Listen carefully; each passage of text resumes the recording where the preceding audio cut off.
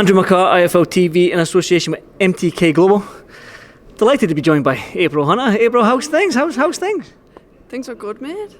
Last time I seen you, when was it? The arena in Newcastle. Was it not the Eagles arena when you were fighting? That was 2.5 years ago, maybe. No, so it was the Metro Radio. Yep. Seen you there, and then I boxed again after. So I've been out of the ring now about 14-15 months, I think. So I'm just dying to get back, mate. Dying. I bet you're dying.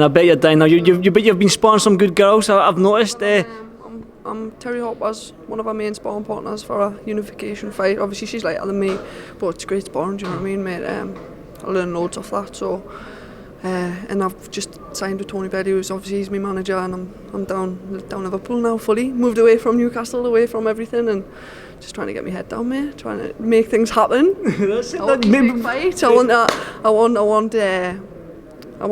I think 2 fights, and then I want Hannah Rankin. I want to be the first ever British female to win a British title. I won it against Hannah Rankin. That's what I'm thinking, yeah. Right, well. She's down at welterweight, so that's a fight I want, and it's a fight I think I'll win quite easily. Well, before we talk about that, then let's talk about signing with Tony Bellew.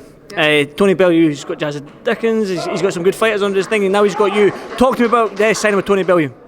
So basically I went down to the Rotunda just to change of gyms. Obviously the COVID-19 things at home had got in the way with things. Obviously I've still got like a lot of respect for my old coach Nick Gittis, but I just was exploring my options, and I went down there, and just kind of that just happened. It was just like just fate, mate. It just happened, and here I am. So I just can't wait to get out there, shine.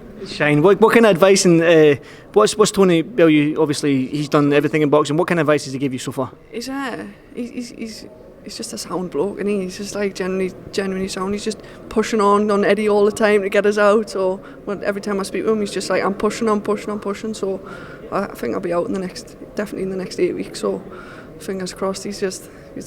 I'm lucky to have him, really, honest. It's like, it's a bit starstruck at first. I was like, Jesus Christ, how's this happened? And it's happened, so I just can't wait to get going. Mate, this welterweight division, you watch McCaskill, Breakout, it's like, you know, like, you look at Katie Taylor, she's phenomenal, but you know what I mean, these girls aren't like, and I just can't wait to get in the mix. You mentioned you moved down to Liverpool now. How's that sort of Geordie Liverpool mixture accents? How are you coping down there? I'm coping all right. It's obviously, it's just one of them things. You've got to. My partner's moved down with us, so she's supporting us. So I think that's half the battle. Do you know what I mean? She's got a job down there now, so it's just me and her. It's nothing different. Go to the gym, come home, and that's it really. So it's just one of them things, isn't it? I'm actually enjoying just being away from everything and just cracking on with my boxing. So that's the main thing. So Hannah Rankin, then. You want that fight? Is that next or in a couple of fights' time? You said. Well, obviously, I've just got with my new trainer, Joseph McNally, and Declan O'Rourke. So obviously, just get things gelling. The first couple of fights with them, and then a 5th fight. I would take that fight next, though. Like if they said, listen, you need a 50-50 fight to fight, I would take that fight. Mm-hmm. But ideally, you know, you want to get a bit of experience. I'm only 2-0. I'm just a baby in the game. You still look like a baby as well. So obviously Savannah's my good friend, and we've spoke about it, and it's a fight that I think I'm confident I will shine in. So it's the breakout fight that you need, I'm guessing. Yeah, well, I think like she's got such a good resume, Hannah, and you know what, like I tweeted her the other day saying she couldn't crack an egg, and she tweeted us back, all respect to her, just like, listen, good luck with your career, and I was trying to hype it out of it, but it didn't really work. But she's been in with Clarissa Shields. Obviously Savannah stopped her in 7. She's a former world champion. It looks really good on paper, but I believe when you watch her, she's not as good as she looks on paper. So I wouldn't mind jumping on that before somebody else does. Do you know what I mean? And then it's not as good a fight. So. Well, that's the thing. You're here. You're in the green zone here just now in the MTK show. Obviously it's quite weird with no crowd and stuff like that. You've yet to box in front of no crowd. You've probably done it as an amateur, but. That Geordie crowd is something special. I've been there numerous of times for Lewis Ridge and Joe Laws and stuff like that. So, for you, how are you going to find it, do you think? Well, like obviously Joe's got an amazing crowd, but I do as well. I've got a good support. Like even as an amateur, I was selling like 100, 200, like not selling, I was like getting rid of 100, 200 tickets, just amateur shows.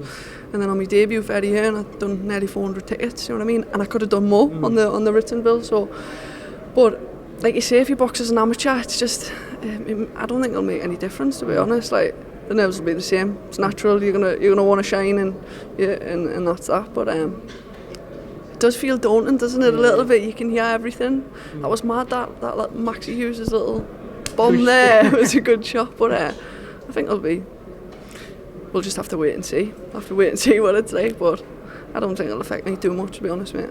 Well, April, it seems like there's exciting times ahead for you. Signing with Tony Bellew, you said that you're starstruck with him and stuff like that, and obviously the Hannah Rankin fight's there, it's on the horizon, so looking forward to good times. Yeah, of course. And then obviously, well, hopefully the plan is box on this on a matchroom show next, perform, and get that contract, and that's the plan. That's the plan. If anyone can do it, Tony can do it. Yeah, exactly. So that is the plan. So let's just get it going, mate. I'm dying to just starting to get out now. It's been too long, hasn't it? It's been a mad time for everyone, but I'm just dying to get out, get a win, and just perform. Yeah. Look better. I feel like me past 2 fights I've come on a load, so I'm gonna be like, I was quite raw, you know what I mean? I'd only had like 15 amateur fights, then turned over, where I feel like I'm turning into a bit of a seasoned pro now, and I just can't wait to showcase my skills.